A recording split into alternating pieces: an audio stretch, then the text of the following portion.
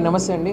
So మీకు అందరికీ తెలిసినట్టు జనవరి 1 నుంచి జనవరి 31 దాకా గవర్నమెంట్ ఆఫ్ ఇండియా తరపు నుంచి మరియు ఆంధ్రప్రదేశ్ ప్రభుత్వం తరపు నుంచి రోడ్ సేఫ్టీ మంత్ కింద అబ్జర్వ్ చేయడం జరుగుతుంది.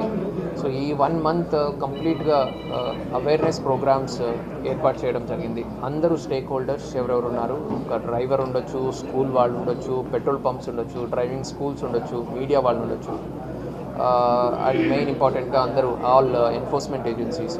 సో వీళ్ళందరూ కలిసి గత 25 రోజుల నుంచి అవేర్నెస్ ప్రోగ్రామ్స్ ఏర్పాటు చేయడం జరుగుతుంది.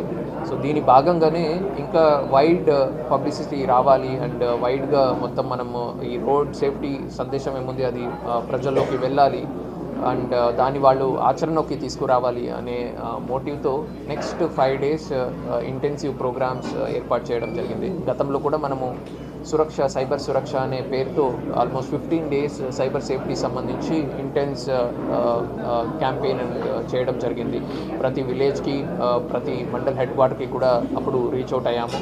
సిమిలర్గా ఇప్పుడు కూడా మనము నెక్స్ట్ 5 days రోడ్ సేఫ్టీ సంబంధించి అవేర్నెస్ మీటింగ్స్ అండ్ తదుపరి తర్వాత మళ్ళీ మనం దానికి సంబంధించిన ఎన్ఫోర్స్మెంట్ కూడా చేయడం జరుగుతుంది.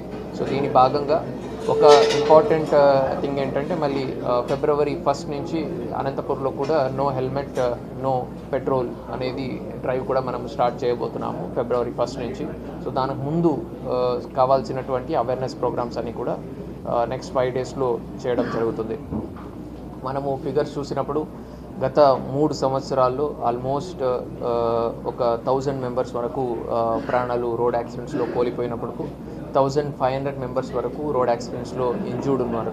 లాస్ట్ ఇయర్లోనే చూస్తే దాదాపు 300 మంది అనంతపురం జిల్లాలో డిఫరెంట్ రోడ్ యాక్సిడెంట్స్లో వాళ్ళ ప్రాణాలు కోల్పోయారు. సో ఆల్మోస్ట్ 300 ఫ్యామిలీలు రోడ్ మీదకి వచ్చినట్టు. సో దీన్ని దృష్టిలో పెట్టుకొని మనం ఒక జీరో యాక్సిడెంట్ డిస్ట్రిక్ట్గా మనం ఉండాలి, జీరో ఫెటాలిటీ రేట్ మనకు ఉండాలి అనే ఒక మోటివ్ పెట్టుకొని మనము ముందుకెళ్ళడం జరుగుతుంది.